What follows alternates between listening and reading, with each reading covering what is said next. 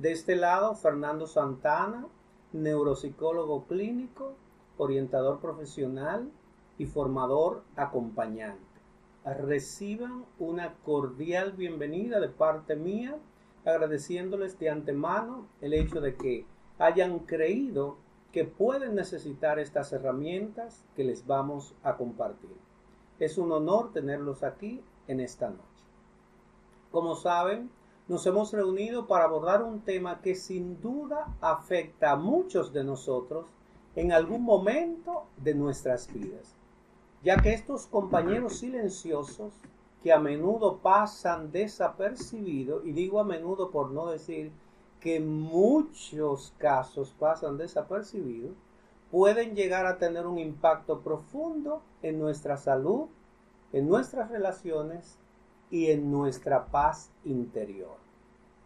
Estamos viviendo en una época donde la velocidad, las demandas constantes y la incertidumbre parecen ser parte de nuestra rutina diaria. Y por eso nos exigimos tanto, nos exigimos mucho, nos exigimos demasiado, que muchas veces olvidamos lo más importante: cuidar nuestro bienestar mental y emocional. Pero, buena noticia, el estrés y la ansiedad no tienen que controlar nuestras vidas. Repítalo allá conmigo. El estrés y la ansiedad no tienen que controlar nuestras vidas. Hoy vamos a descubrir que existen herramientas y estrategias para devolvernos el control y la calma, y no solo sobrevivir, sino vivir plenamente.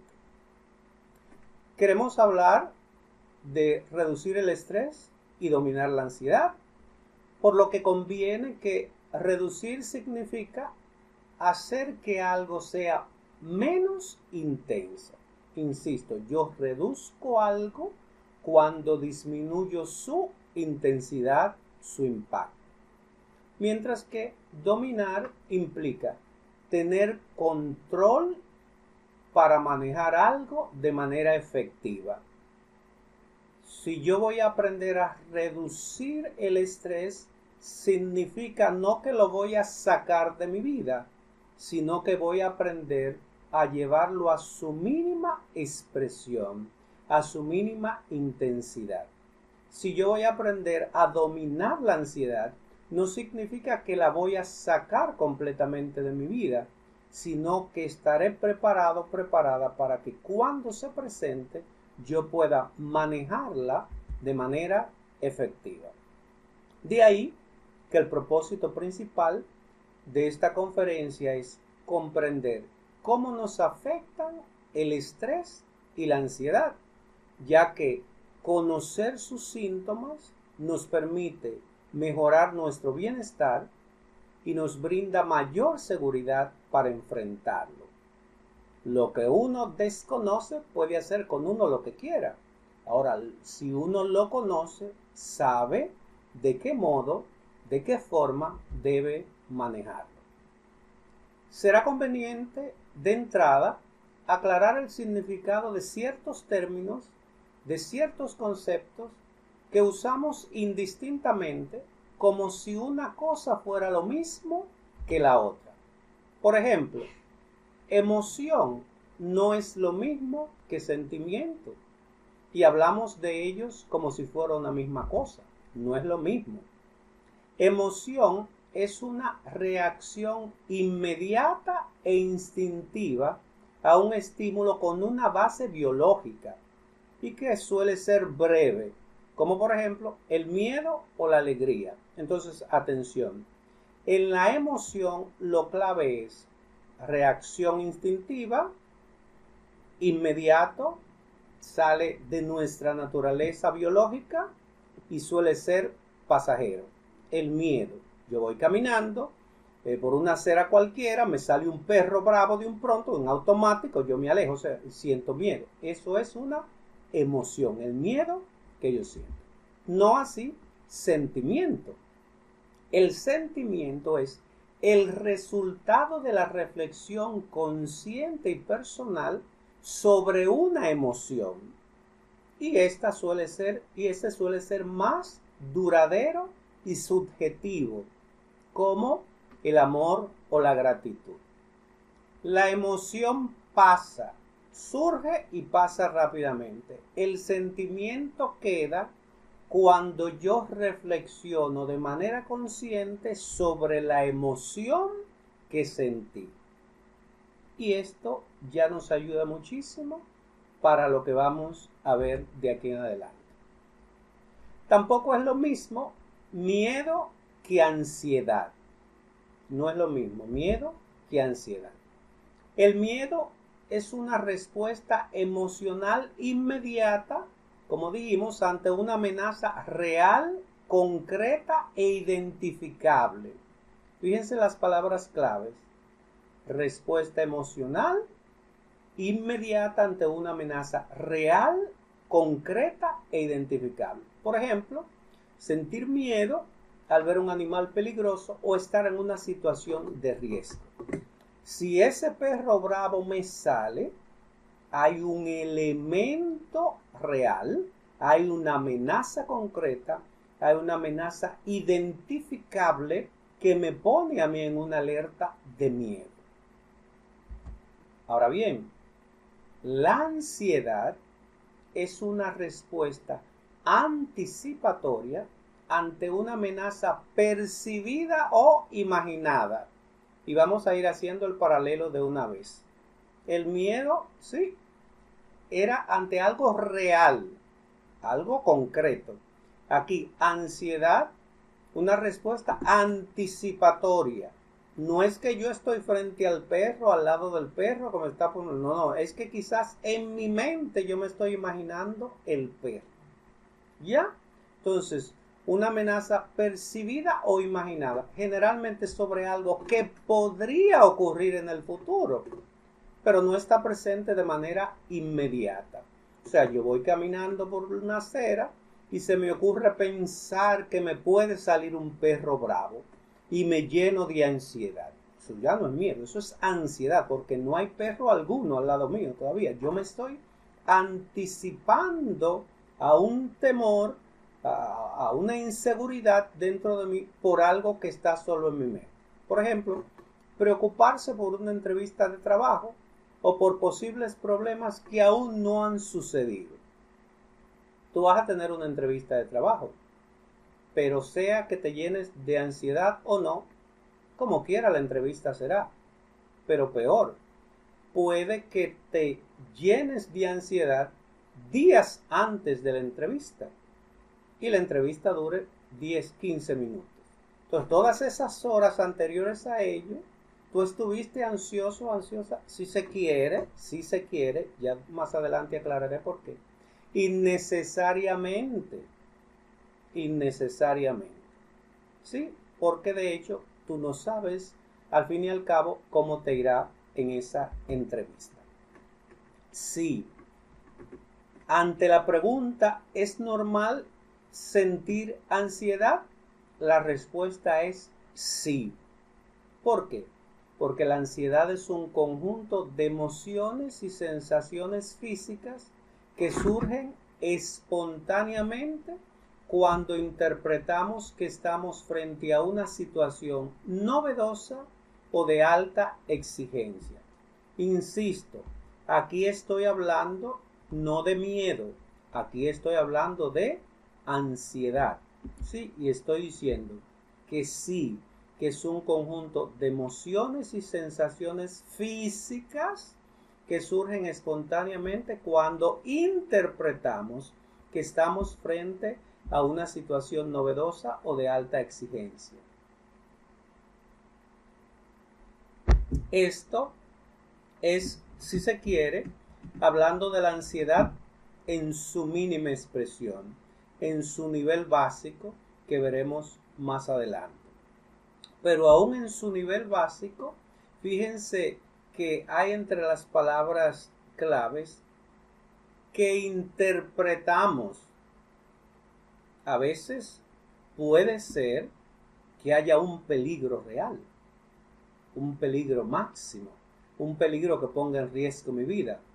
El perro bulldog que se soltó del vecino y es medio loco y muerde a cualquiera. No así frente a una cucaracha que anda volando en la sala, porque un perro ciertamente me puede morder, puede poner en peligro mi vida. Ahora, una cucaracha, por más que mi mente esté de imaginativa, no me va a tirar las patas encima y me va a agarrar con los dientes por el cuello y me va a estrujar ni nada por el estilo. No, no, no, no. Entonces, la ansiedad, insisto, aunque es un conjunto de emociones y sensaciones físicas que surgen espontáneamente, de ordinario puede ser porque interpretamos que estamos frente a una situación novedosa o de alta exigencia. Cuando nos sentimos abrumados por las altas demandas del entorno, el cerebro emite señales que nos activan porque necesitamos muchos recursos. Nosotros tenemos el sistema nervioso central, que se divide en simpático y parasimpático. El sistema nervioso simpático es el que nos activa y el parasimpático el que reduce. Es como si uno fuera el acelerador y otro el freno. Entonces, cuando nos sentimos abrumados por las altas demandas del entorno, el cerebro emite esas señales que nos activan porque necesitamos estar alerta. Por ejemplo, si tenemos un examen, nos activamos, estamos más pendientes de eso, difícilmente nos ponemos a ver películas, a jugar Candy Crush o cualquier otra cosa en el dispositivo. O sea, estamos pendientes de que tenemos un examen.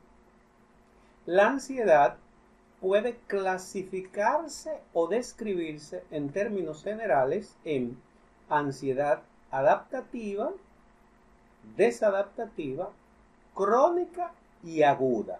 Repito, adaptativa, desadaptativa, crónica y aguda. La adaptativa es esta ansiedad que tiene una función protectora y puede ser considerada saludable en situaciones de peligro real. Y miren la imagen que puse, justamente la del perro. Ya que prepara el cuerpo para responder adecuadamente. Es lo que se llama en ciencia respuesta de lucha o huida. Es normal y es de nuestra naturaleza ancestral eso que nos impulsa frente a un peligro a salir corriendo. Eso es ansiedad adaptativa. Ahí no hay problema. Porque, por ejemplo, los perros son capaces de detectar cambios sutiles en el cuerpo, como la liberación de feromonas y otros químicos asociados con el miedo. Por eso es que hay gente que dice, no, los perros huelen cuando uno tiene miedo. No es tanto como que huelan, es que lo perciben, ¿sí? Entonces, esta ansiedad adaptativa ayuda a aumentar la concentración y el estado de alerta ante un peligro inminente. La ansiedad desadaptativa es irracional o exagerada frente a una situación, impidiendo que la persona se adapte de manera adecuada al entorno, porque no la ayuda a afrontar la situación, sino que más bien dificulta el rendimiento o la toma de decisiones. Ya ahí el asunto se va complicando. Ya aquí no es que yo me alerto porque tengo un examen o porque estoy en un riesgo. No, aquí es que yo exagero la situación que se presenta y entonces eso me impide adaptarme adecuadamente a la situación que debo vivir, dificultando el rendimiento que yo pueda tener en las acciones que debo realizar o bien en la toma de decisiones. Ansiedad crónica es cuando la manifestación de la ansiedad se torna excesiva, disminuyendo la calidad de vida de la persona. Por lo que cabe hablar aquí del trastorno de ansiedad generalizada, ¿sí? Cuando la ansiedad es crónica, puede llegar a ser un trastorno como el de la ansiedad generalizada. Por ello, nos vamos a detener un poquito en el mismo. El trastorno de ansiedad generalizada es una condición crónica caracterizada por una preocupación excesiva y persistente. Capten las palabras claves. Excesiva y persistente. Cualquiera se puede preocupar en un momento y hasta preocuparse mucho o demasiado. Pero preocuparse de manera excesiva y persistente por una variedad de temas cotidianos como el trabajo, la salud, las finanzas o la familia puede estar sugiriendo la existencia de un trastorno que llamamos de ansiedad generalizada. Pero atención, para hablar de la existencia de este trastorno debe haber preocupación excesiva y persistente al menos durante 6 meses. Repito, si hay preocupación excesiva y persistente al menos durante 6 meses, entonces pudiéramos hablar o pensar en ello. Pero además de este tiempo, la ansiedad y la preocupación persistente deben estar asociadas a 3 o más de los 6 síntomas clave. Ese trastorno tiene 6 síntomas clave, ¿verdad? Entonces, si además de los 6 meses u otros existen 3 o más de los 6 síntomas claves que vamos a mencionar, y al menos algunos han estado presentes durante más días de los que han estado ausentes, entonces ahí sí pudiéramos hablar de trastorno de ansiedad generalizada. Por ejemplo, inquietud o sensación de estar atrapado o con los nervios de punta, facilidad para fatigarse, dificultad para concentrarse o quedarse con la mente en blanco, irritabilidad, tensión muscular, problemas de sueños. Si 3 o más de estos síntomas han estado presentes en la mayoría de los días de un tiempo determinado, de 6 meses para arriba, es casi seguro que estamos hablando de un trastorno de ansiedad generalizada. Sepa saber que en el caso de los niños solo se requiere un ítem, es decir, uno de estos factores. La ansiedad generalizada puede ser una sensación de angustia o preocupación moderada y constante, pero debilitante. Y aunque puede ser variable, no se detiene fácilmente. Por eso se la llama crónica. La gente cree a veces que cuando hablamos de lo crónico es porque es grave. No, lo crónico no es lo grave. Lo crónico es lo que dura mucho tiempo. Lo crónico es lo que en el tiempo se va haciendo parte de la vida. Entonces, la sensación de angustia o preocupación, insisto, suele ser moderada y constante, pero debilita muchísimo. Y aunque puede ser variable, o sea, puede subir y bajar, no se detiene fácilmente. O sea, que es una constante. El trastorno de ansiedad generalizada es una condición a largo plazo que requiere manejo y tratamiento. Insisto, manejo y tratamiento, como por ejemplo terapia cognitivo-conductual o en algunos casos inclusive medicamentos por la gravedad de los síntomas o por el desequilibrio de los neurotransmisores cerebrales, como por ejemplo la serotonina, que es un neurotransmisor crucial en la regulación del estado de ánimo, la ansiedad y el sueño.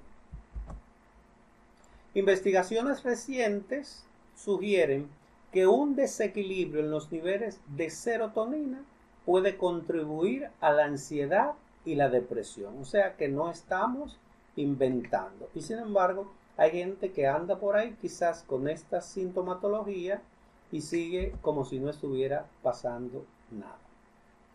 Esto lo digo porque cuando la ansiedad generalizada no se trata adecuadamente, puede aumentar el riesgo de desarrollar otros problemas de salud mental, como la depresión, el abuso de sustancias o incluso trastornos físicos como enfermedades cardíacas.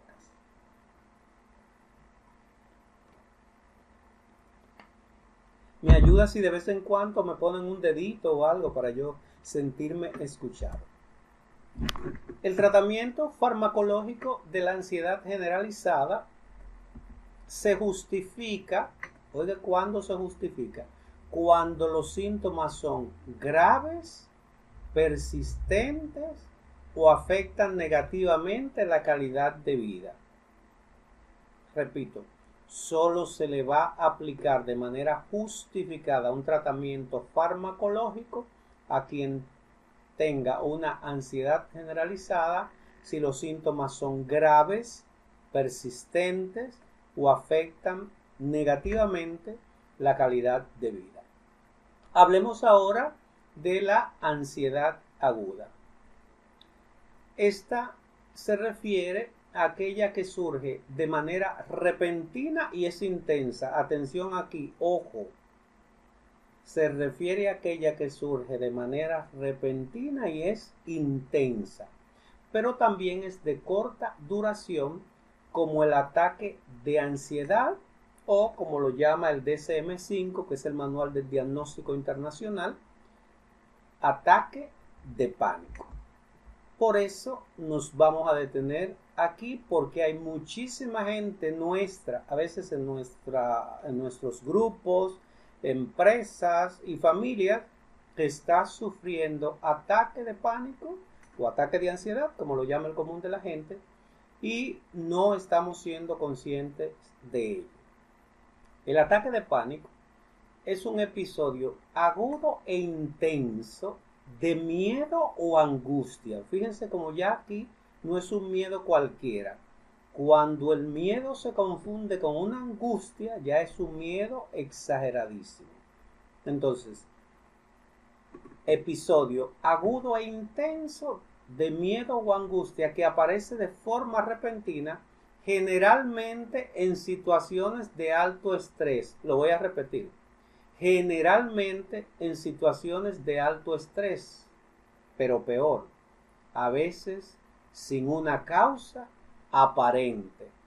Y ahí sí es difícil, porque si usted en medio de un ajetreo, de una semana, de muchas exigencias laborales, familiares, de pérdida, de deuda y de tal, le da un ataque de pánico, usted dice, bueno, estoy viviendo todas estas situaciones y me han traído ahí.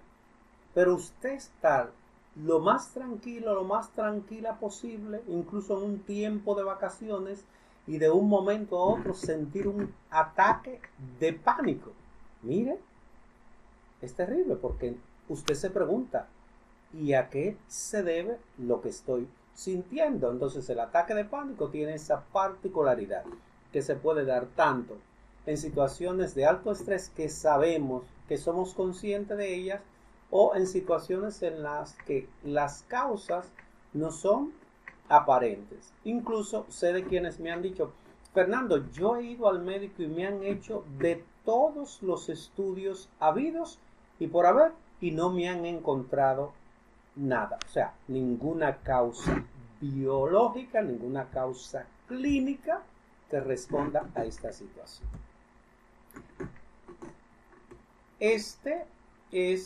El ataque de pánico es mucho más breve pero intenso en comparación con la ansiedad generalizada. Y durante ese tiempo se producen 4 o más síntomas físicos y cognitivos de una lista que lo caracteriza. Insisto, porque a veces nos gusta autodiagnosticarnos. Ni siquiera yo, que soy neuropsicólogo clínico, me puedo autodiagnosticar con uno de estos síntomas o situaciones de la salud mental. No, yo tendría que ir donde otro profesional que me evalúe. Entonces, durante ese tiempo se producen 4 o más síntomas físicos y cognitivos de una lista que lo caracteriza. ¿Cuáles son esa lista que caracterizan el ataque de pánico? Palpitaciones rápidas y repentinas, golpeteo del corazón o aceleración de la frecuencia cardíaca, sudoración, temblor o sacudidas, sensación de dificultad para respirar o de asfixia, como que me falta el aire, como que me estoy ahogando, pero hay aire acondicionado, hay abanico, estoy en un parque, o lo que fuera, pero la sensación está ahí. Dolor o molestias en el tórax, que me duele el pecho, que el doctor chequéeme a ver, y el doctor no, esté tranquilo que el corazón no duele. O sea, entonces, náusea o malestar abdominal, ¿sí? Esos son los síntomas generales, por además, sensación de mareo, inestabilidad, aturdimiento o desmayo. Incluso hay quienes presentan escalofrío, sensación de calor, sensación de entumecimiento o de hormigueo, sensación de irrealidad o despersonalización. Incluso se sienten separados de su cuerpo, tienen miedo a perder el control, a volverse loco, miedo a morirse.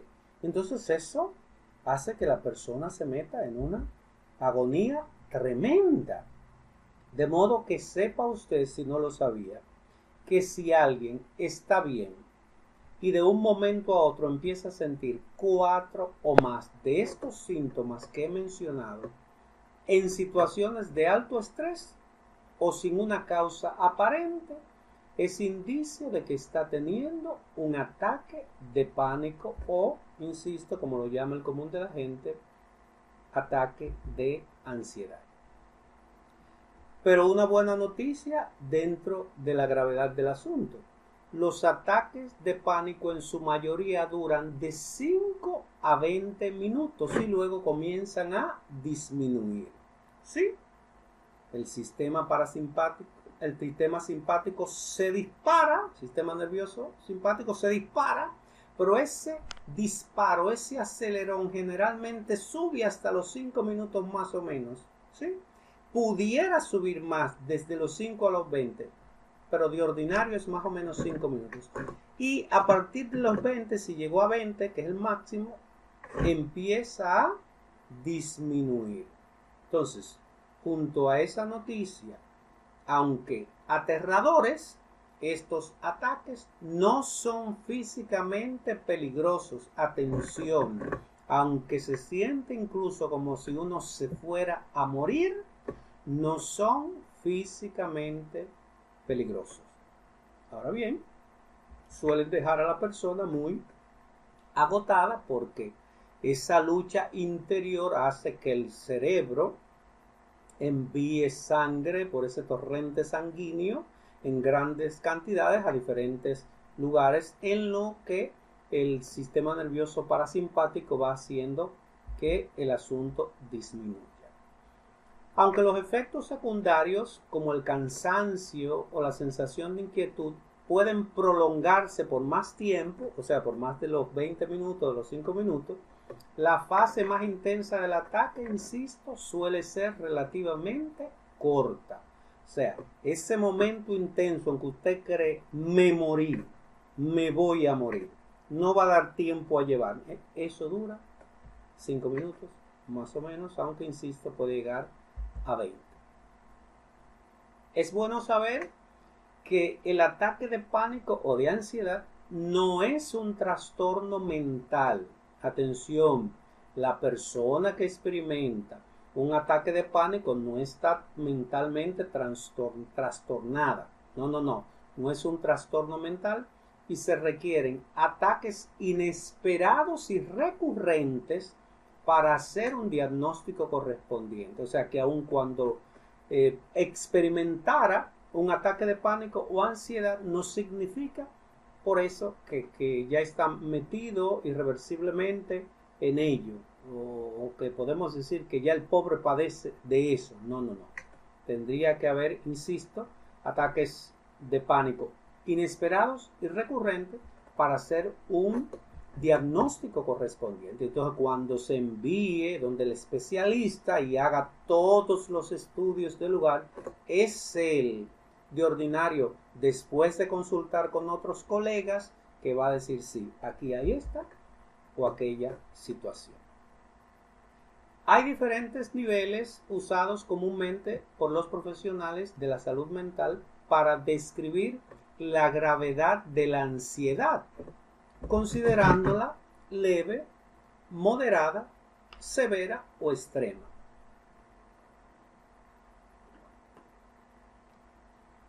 La podríamos experimentar en estos 4 niveles, la ansiedad. Repito, leve, moderada, severa o extrema. La ansiedad leve es una respuesta normal, como estamos diciendo desde el principio, al estrés y puede ser útil en situaciones como exámenes o presentaciones. La persona que tiene una ansiedad leve es consciente, pero puede continuar con sus actividades diarias sin gran dificultad.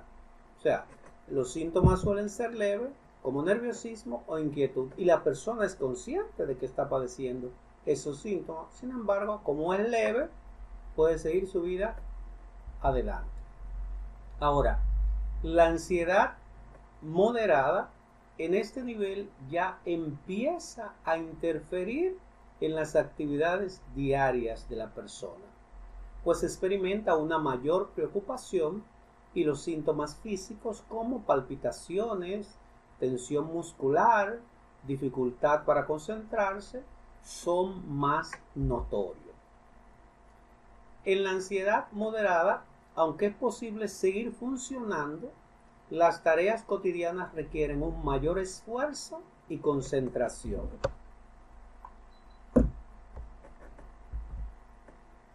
Hablemos ahora de la ansiedad severa. En este nivel, la ansiedad es intensa y persistente y comienza a incapacitar a la persona en su vida diaria. Ya aquí las dificultades van haciendo que la persona no pueda desenvolverse de la mejor manera posible. Los síntomas físicos y psicológicos aquí son mucho más pronunciados, como mareos, sudoración, temblores o dificultad para respirar. La capacidad para concentrarse y tomar decisiones se ve gravemente afectada cuando la ansiedad es severa. Y las personas incluso pueden evitar situaciones por miedo. Hay quienes no se montan en un teleférico, en un ascensor, en un metro, en un avión, ni se diga, o sea, evitan las multitudes, los lugares, o sea, muchísimas situaciones que se dan y es porque están padeciendo esta ansiedad. Luego está la ansiedad extrema, que es un estado de angustia intensa que puede afectar gravemente la vida diaria de una persona porque va más allá de la ansiedad común. Y en este nivel están incluidos los ataques de pánico de los que ya hemos hablado o un nivel de ansiedad extremo que paraliza la persona. Entonces, Fernando, aunque tú arriba mencionaste los síntomas característicos de la ansiedad y hablaste del tiempo en que ha de manifestarse esos síntomas para saber si yo te pregunto en directo, Fernando, en un lenguaje más cotidiano, más llano, más dominicano, ¿cómo puedo saber si tengo ansiedad? Bueno, te puedo dar como pista que si presentas alguno de los siguientes síntomas, hay una sospecha pronunciada. Sueles estar en constante alarma, pensando siempre lo peor. No te emocionas por cosas que pasan porque piensas en las alternativas que pudieran ocurrir si se malogra, falla o no consigues las cosas o no siguen como quisieras. Si estás pensando constantemente en los posibles escenarios catastróficos que puedan ocurrir, o te caracterizas por usar ¿y si pasa un terremoto? ¿Y si no tiene quien le pueda ayudar en estos momentos? ¿Y si la ayuda no llegara? ¿Y si se fuera la luz? ¿Y si me chocara un carro? ¿Y si lloviera? ¿Y si choco? ¿Y si... Entonces, si se dan por ahí, hay sospecha. Pero si en lugar de disfrutar del presente vives centrado más en el futuro, pero de manera negativa y pesimista, si sientes un constante miedo de que algo malo puede pasar, si no confías en las personas, te cuesta tomar decisiones, eres inseguro, bueno, pues si se dan varios de estos síntomas que he mencionado, estás en sospecha de la ansiedad. Hasta aquí la ansiedad. Deditos, reacciones para motivarme.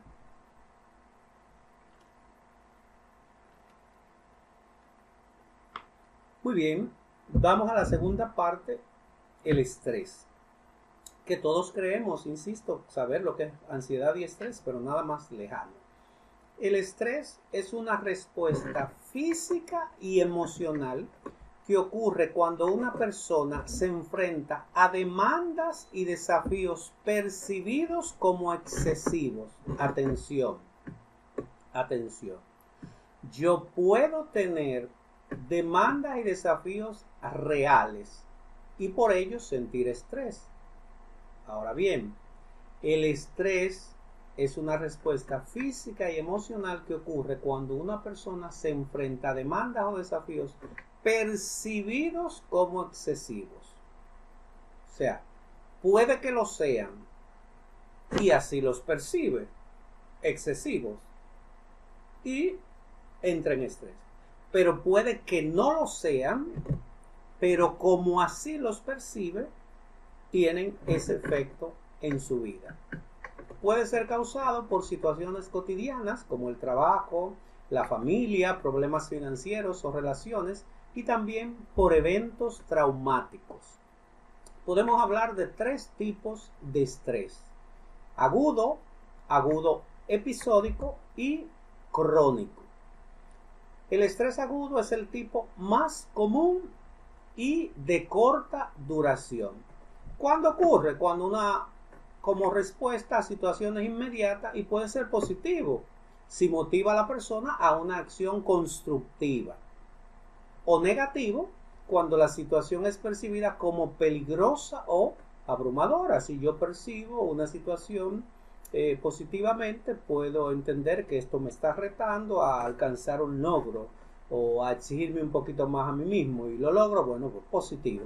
Ahora puede ser negativo si lo percibo como peligroso o abrumador.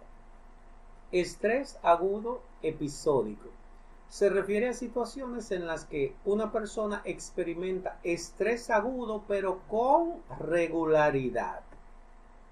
Ya no de vez en cuando por una situación, no, con regularidad. Las personas, por ejemplo, que siempre están apuradas o enfrentan muchas responsabilidades, suelen experimentarlo. Si están con mucho apuro y muchas cosas que hacer, a veces demasiadas cosas que hacer, pueden experimentarlo. Estrés crónico es de largo plazo y ocurre cuando alguien vive bajo una constante presión o tensión.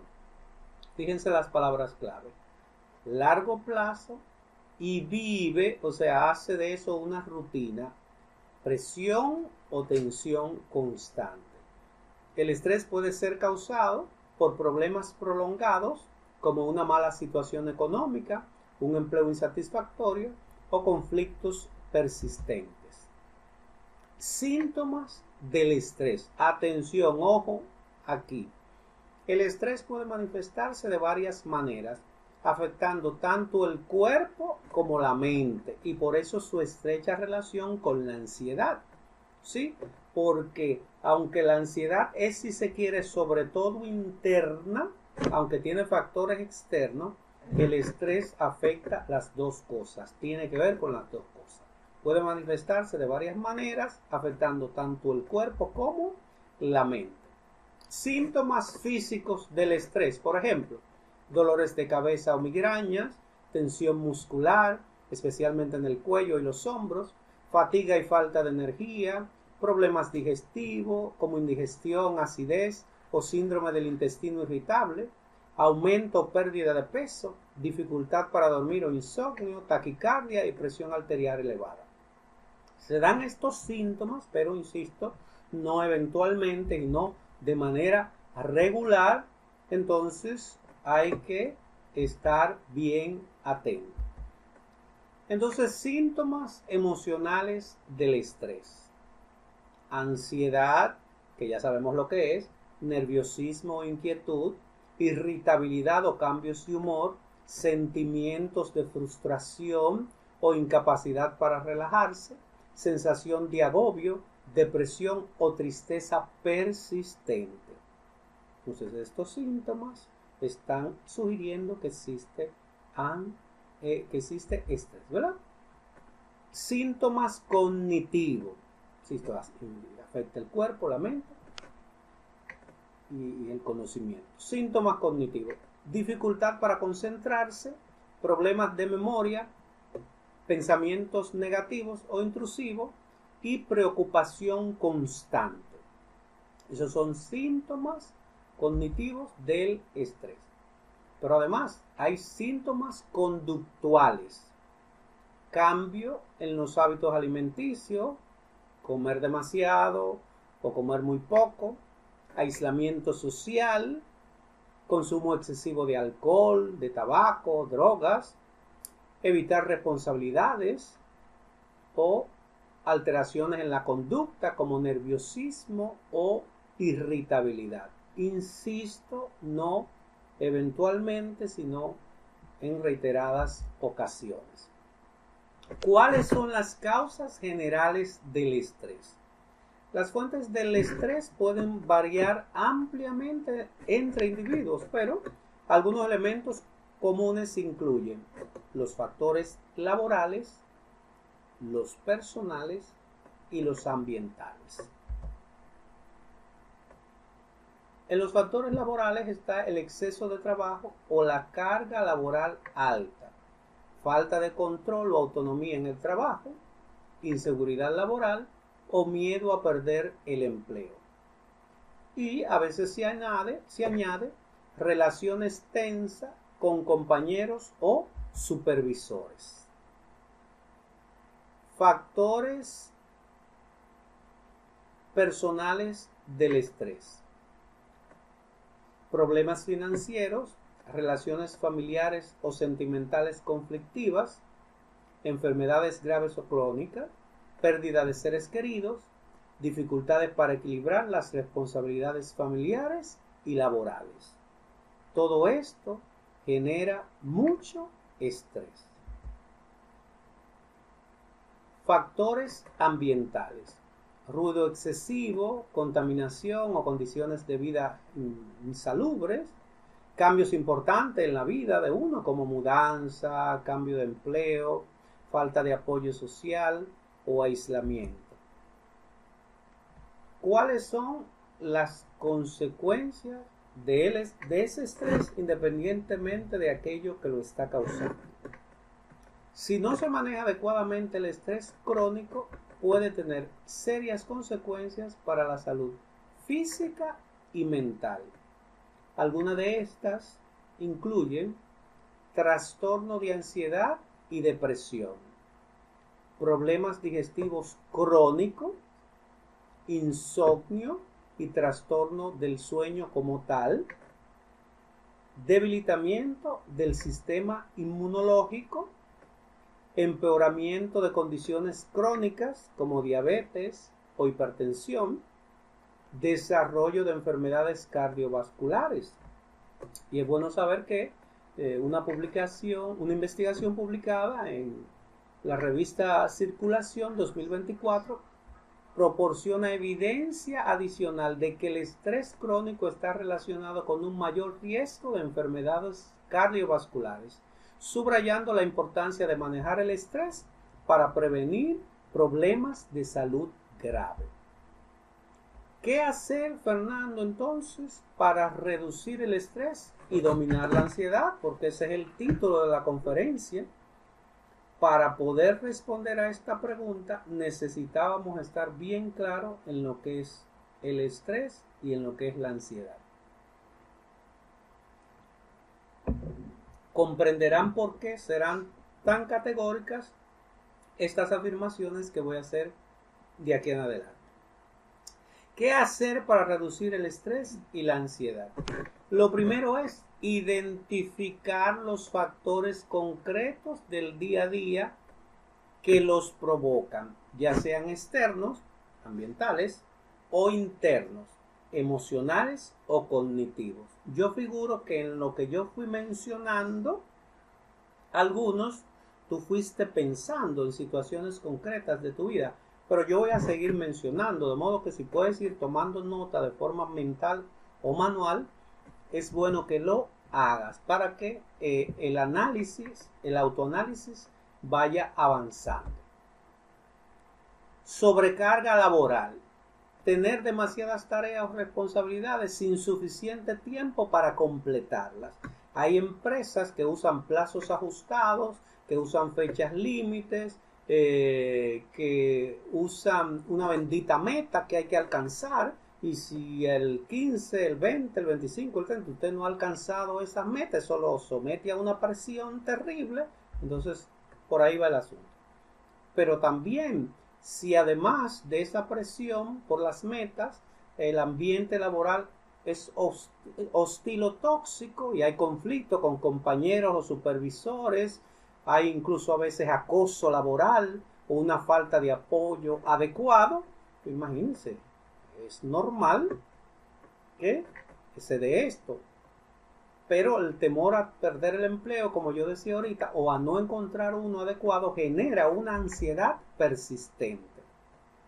Pero también las dificultades económicas, lidiar con deudas, facturas pendientes, el aumento del costo de la vida o la falta de ingresos suficientes, mire, eso al más inteligente, al más hábil, le da duro. Y si a eso se añaden los conflictos familiares o de pareja, discusiones frecuentes, incomprensiones, la falta de comunicación efectiva en las relaciones, no me hablas o no te hablo, no te hablo, me hablas o me hablas, pero no me comprendes, no te comprendes. Todo eso es fuente de constante tensión. Pero también a veces se da un desequilibrio entre el trabajo y la vida personal. Es decir, cuando el trabajo ocupa gran parte del día, es difícil encontrar tiempo para la familia, para relajarse, para disfrutar de hobbies.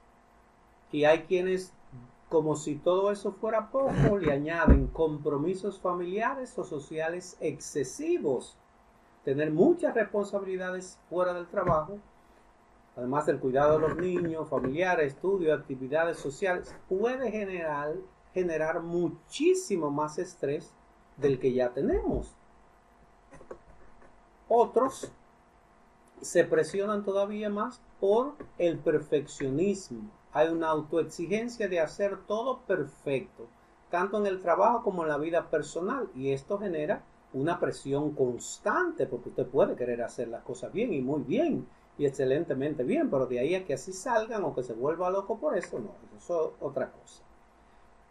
Están también las comparaciones sociales. Imagínate, en esta era de tantas páginas, uso de tantas redes sociales, compararse con otros en redes sociales o en la vida diaria puede llevar a una sensación de insuficiencia o fracaso. Yo recuerdo que en el mes de las madres le dije a las mujeres, no compitan con eso, que las redes sociales eso es falso, eso es mentira y la vida es real, la vida es real.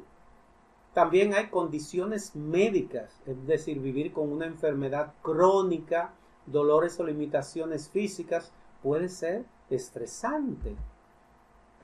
Y se agrega la falta de sueño, no dormir lo suficiente o tener un sueño de mala calidad aumenta la susceptibilidad al estrés y a la ansiedad, porque si usted no durmió bien, usted no descansó, al otro día está irritable, de cualquier cosa dice 10 malas palabras en vez de una, y a tú una tabaná, una pecosa, una bofetada le da a cualquiera.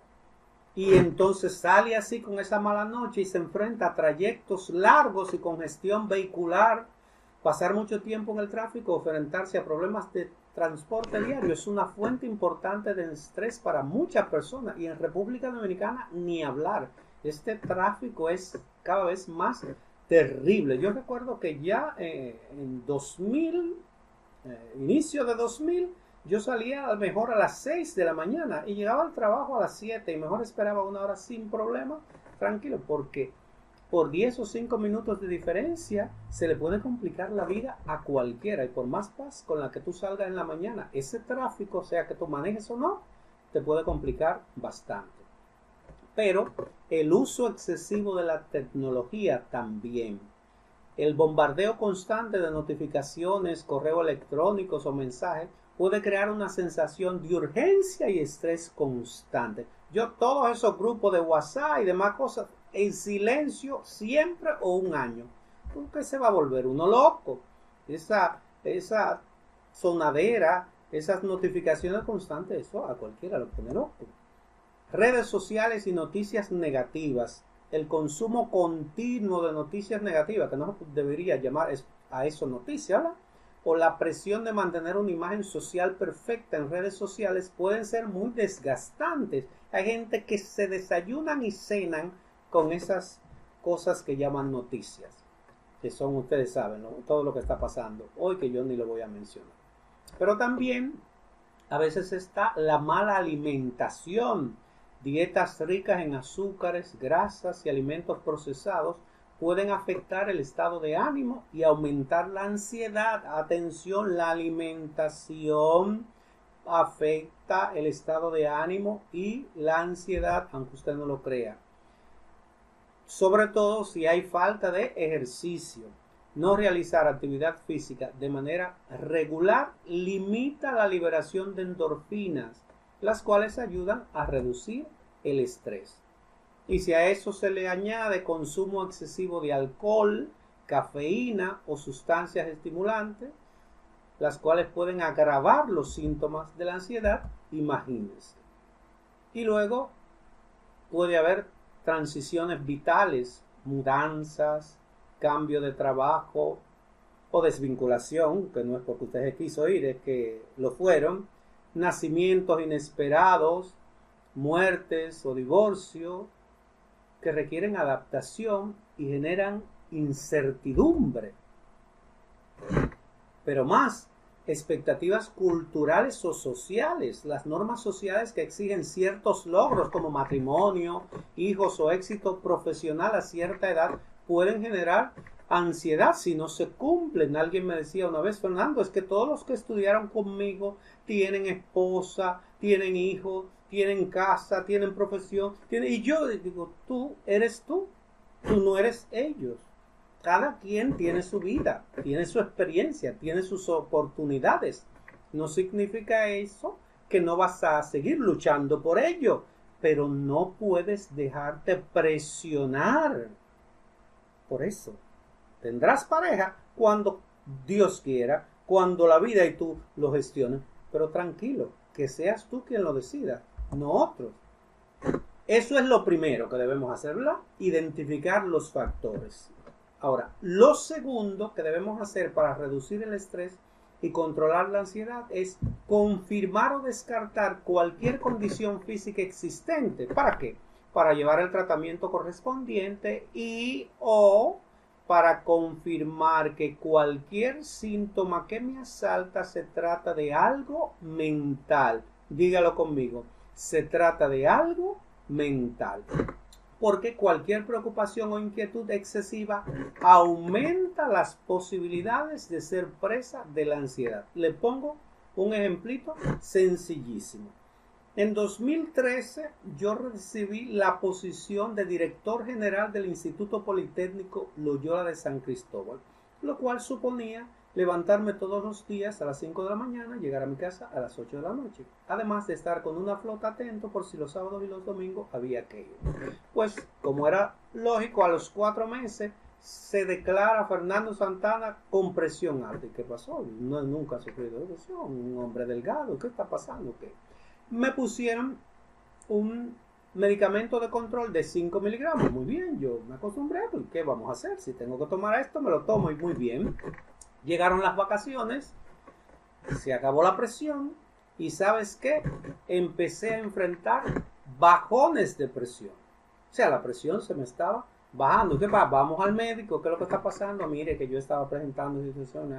Bueno, ha de ser que por esa presión alta que usted estaba experimentando era por el estrés laboral que estaba llevando y ahora en vacaciones no necesita el medicamento. Vamos a retirarse. Pero ¿qué pasó? Que ahí empezó la lucha con los pensamientos intrusivos. había momentos en que yo sentía que se me estaba subiendo y o que se me estaba bajando.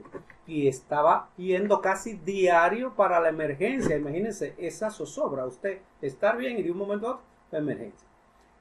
En una de esas ocasiones parece que una de las enfermeras, gracias a Dios, se hartó de verme en emergencia y me dijo, mire señor, usted tiene que controlar esa ansiedad. Porque muchísimas veces salía la presión normal.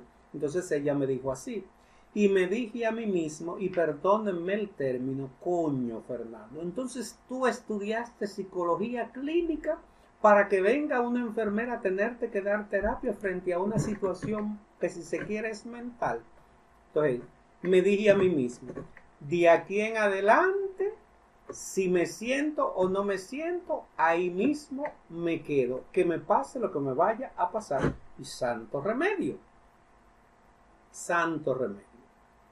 Pero luego, años después, sí se me estaba subiendo ya real, y me pusieron un medicamento de 5 miligramos igual de control, y entonces estaba la duda y el dolor y el que si se me sube, que se me baja. El doctor me dijo, mire, el corazón no duele, su presión está como la de un niño, sienta lo que usted sienta, olvídese de eso, que eso no lo va a matar. Pues yo me sienta, no me sienta, me suba, no me suba, yo me quedo donde mismo estoy y me digo a mí mismo que lo que me va a pasar, me pase aquí.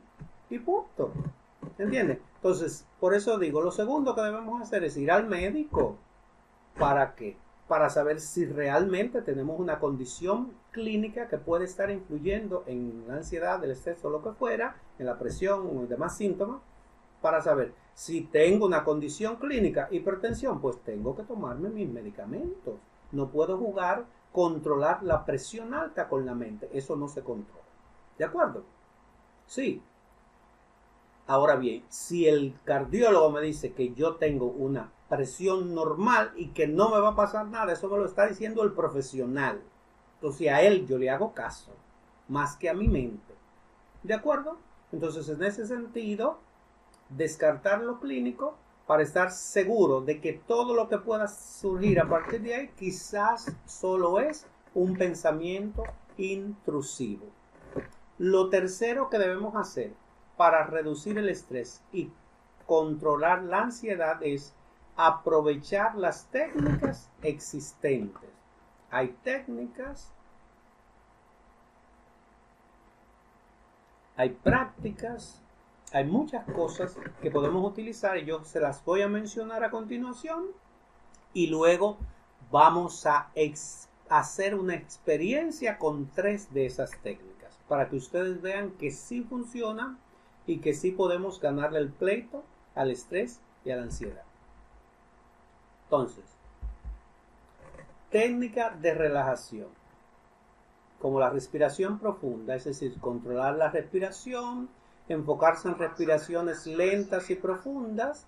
Eso ayuda a calmar tanto el estrés como la ansiedad, porque activa el sistema nervioso parasimpático, que yo les dije ahorita que es como el freno, lo que reduce la respuesta a la lucha. Meditación de atención plena, que algunos lo llaman en inglés mindfulness. Esta técnica ayuda a reducir el estrés y la ansiedad al mantener el enfoque en el presente, evitando rumiación sobre problemas pasados o futuros.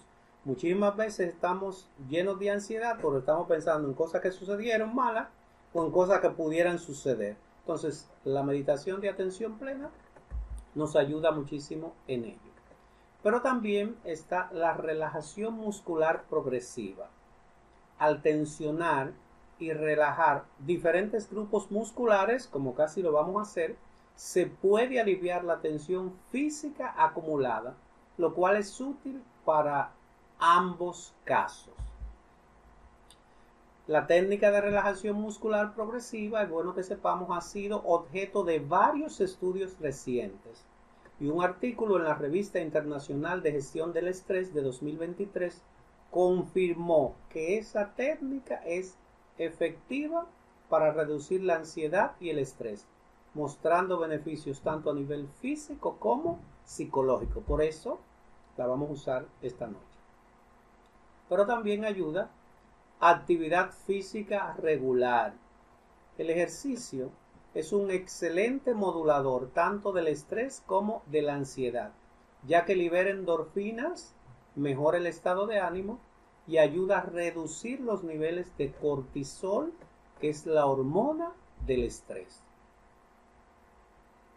También la terapia cognitivo-conductual, que se centra en cambiar patrones de pensamientos negativos y adoptar formas más constructivas de percibir y manejar las situaciones estresantes o que provocan ansiedad. Esta terapia nos ayuda a cambiar el modo en que pensamos y en automático va a cambiar el modo en que vivimos, el modo en que enfrentamos las situaciones que se presentan. ¿Qué hay que hacer también? Organizar y manejar mejor el tiempo, aprender a priorizar tareas y gestionar el tiempo ayuda a reducir la sensación de estar abrumado, tanto en situaciones estresantes, que a veces la generamos nosotros, como en aquellas que generan ansiedad. Por eso es bueno siempre preparar con tiempo. Yo duré un mes casi completo preparando esta conferencia. Y el viernes pasado, no ayer, no, el viernes de arriba, empecé a preparar esta presentación que estoy compartiendo con ustedes. ¿Para qué? Porque si lo dejo para el final, para último, esto me va a hacer sentir presión. En el día a día, por ejemplo, hay quienes saben que pasado mañana es lunes. Pues si pasado mañana es lunes, desde hoy había que lavar toda esa ropa. Y si no se puede planchar hoy, plancharla mañana. Y si el lunes es lunes y salgo a las 6 y encuentro dificultades con el tapón, pues yo me voy a las 5:30. Me levanto media hora más temprano y aunque llegue una hora antes al trabajo, la puedo aprovechar para lo que sea. Para echar una pavita, leer un libro, hacer una tarea, chatear, jugar, lo que fuere. O sea, si hacemos las cosas con tiempo, si hacemos una lista de tareas, si les calculamos el tiempo que debemos dedicar a cada cosa, pues la vida va a suponer mucho menos presión de estrés y de ansiedad.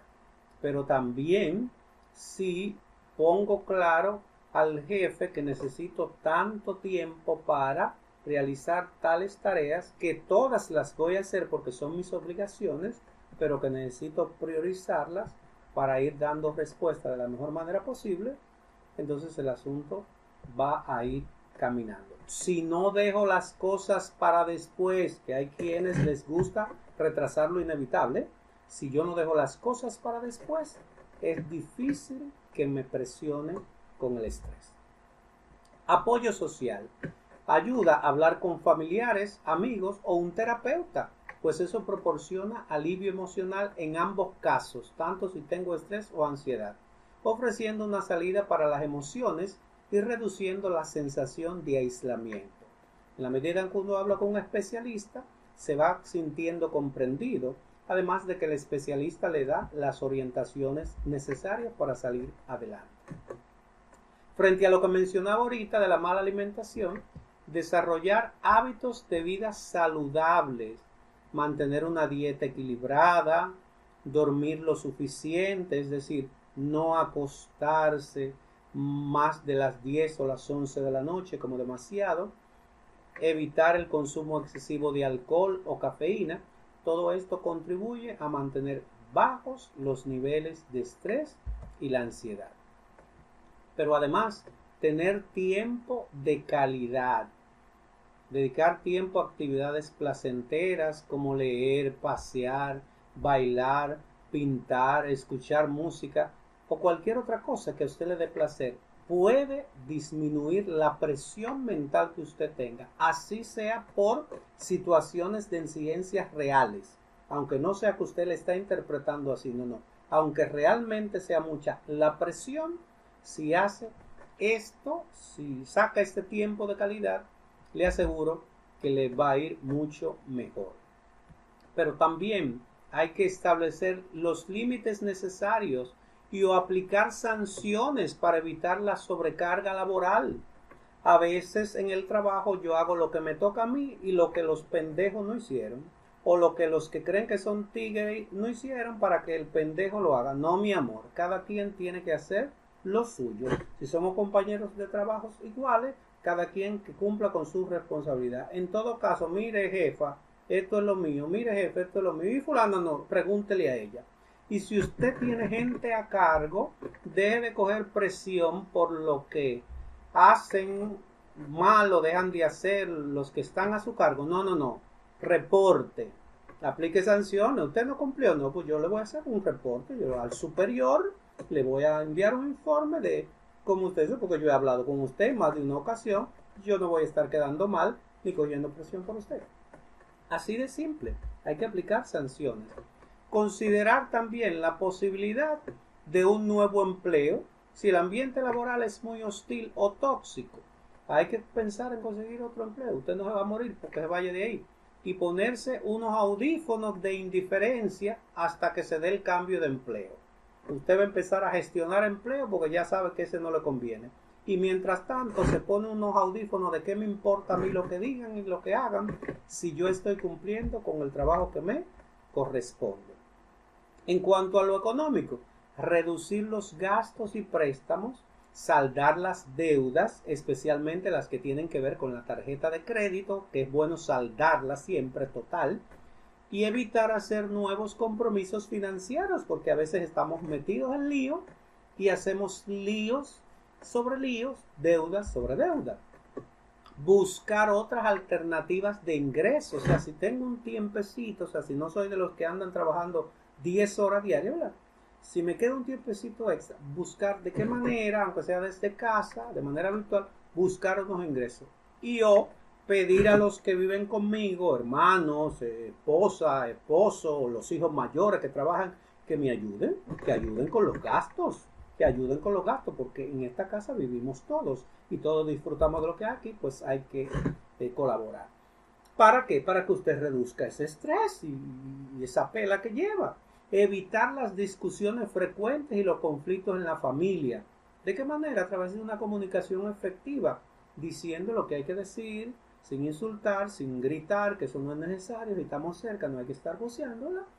Comunicación efectiva, pero aplicando régimen de consecuencia cuando no se ajusten a las normas, así como si los empleados no hacen lo que tienen que hacer, pues si los hijos, si la pareja, si lo que sea, no, hay que buscar la manera de apretar para que vean que está mal, y que hay que hacer algo.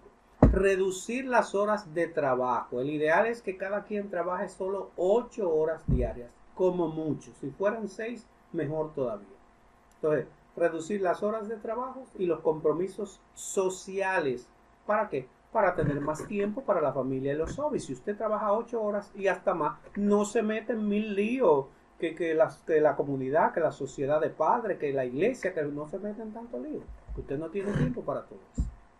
Luego, evitar el perfeccionismo enfermizo, procurando, como decía ahorita, hacer las cosas lo mejor posible, pero sin agobiarse cuando no salgan bien o no salgan como usted quería, porque a veces duramos meses, eso me pasaba a mí antes, lo digo por experiencia propia, preparando un tema, un retiro, lo que fuera, y como soy yo, todo lo hago lo más perfecto que se pueda.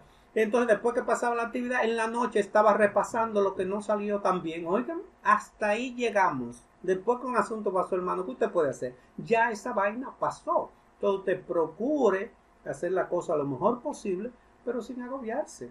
Y cuando no salgan como usted lo pensó, suelte eso, porque usted hizo lo que debía hacer. También, dejar de competir con el estándar de perfección que vemos en las redes sociales, insisto, porque es un mundo de fantasía, de mentira, y la vida es real y muy diferente. Establecer límites de uso de las redes sociales, por favor, apagar las notificaciones que no sean indispensables y evitar consumir noticias o información negativas. Y a propósito del sueño, dejar de usar pantalla por lo menos 1 hora antes de acostarse. Darse el tiempo necesario para procesar transiciones vitales, rupturas, pérdidas, nacimiento de un hijo, sabiendo que todo en la vida pasa. O sea, si usted terminó una relación, entienda que debe pasar un tiempo. Si usted está en un proceso de que tiene que terminar una relación, entienda que eso habrá que vivirlo. Si usted ha tenido una pérdida, si le nació un hijo, entienda que esos procesos son parte de la vida. Entonces hay que asumirlo sin presionarse, sin estresarse, haciéndolo de la mejor manera posible. Luego, colocarse los lentes y audífonos de la indiferencia ante los comentarios o pensamientos de la gente que nos presiona porque no tenemos pareja, vehículo, empleo, título universitario, hijo, casa o lo que ellos entienden que debemos tener. Insisto, cada quien es el que sabe de su vida, de lo que se ha esforzado, de lo que ha hecho para estar mejor. Nadie quiere estar mal. Finalmente, antes de los ejercicios, diferencias en la aplicación de estas estrategias o técnicas. En situaciones de estrés, estas técnicas suelen enfocarse en reducir la respuesta física y emocional inmediata frente a demandas externas, como una carga de trabajo o un conflicto. Insisto, esto es en situaciones de estrés. ¿Sí? Lo que buscamos es reducir la respuesta física y emocional. Ahora bien, en situaciones de ansiedad, dado que esta tiende a estar más relacionada, como lo decía al principio, con preocupaciones anticipatorias o pensamientos intrusivos, las mismas técnicas a menudo se enfocan en manejar los patrones de pensamientos que perpetúan la ansiedad, además de aliviar las respuestas físicas. Y en tal sentido, debemos aprender a desafiar los pensamientos negativos. Cuando me llegue ese pensamiento y que me voy a morir, que estoy como oficiando en su mente, no me va a pasar nada. No me va a pasar nada. Esto se me va a pasar, esto se me va a pasar, esto se me va a pasar. Y toma aire por la nariz, suavemente, y respira, y usted verá que de 5 minutos en adelante, usted va a empezar a aliviarse. Eso no es invento de Fernando, eso es ciencia. Eso está confirmado. Consideraciones entonces especiales para la ansiedad. En caso de ansiedad crónica o trastorno de ansiedad, puede ser necesario combinar estas técnicas, atención, con tratamientos especializados como la terapia psicológica o en algunos casos, como había dicho arriba, medicación para obtener un control más efectivo. Es importante, queridos, estar atentos a los síntomas que hemos mencionado y buscar estrategias saludables para reducir el impacto del estrés en la vida diaria, ya que puede tener efectos negativos si no se gestiona adecuadamente, dando lugar a los trastornos de ansiedad antes mencionados.